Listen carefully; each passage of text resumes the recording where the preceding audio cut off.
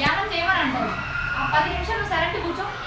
ఎన్ని ఆలోచనలు తిరుగుతుంటే మనసులో ఎప్పుడైనా ధ్యానం చేసి ఎన్ని ఆలోచనలు తిరుగుతుంటే అది ప్రాక్టీస్ మీదనే వస్తుంది. అంటే ఏ ఆలోచన రాకుండా సైలెంట్ కూర్చోవడం అది ప్రాక్టీస్ మీదనే వస్తుంది మనకు.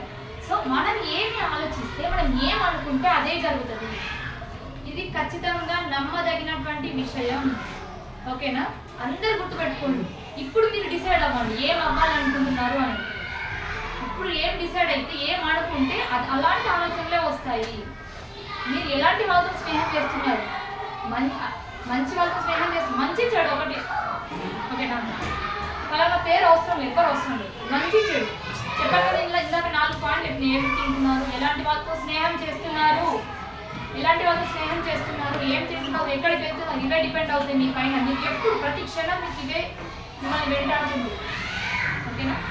సో మరీ సీరియస్గా వినకండి, మరీ సిల్లీగా కూడా వినకండి. ఓకేనా? ఓకేనా? సో మన ఏం ఎలా ఉండాలి, మన గోల్ ఎలా ఉండాలి? ఇంతేనా? ఇంతనా? ఎంత పెట్టుకుంటారు? పెట్టుకోవాలి, తప్పు లేదు. ఓకేనా? అసలు పెట్టుకోకపోతేనే తప్పు. ఓకేనా? పెట్టుకుంటేనే మనం అనుకున్న దానికి రీచ్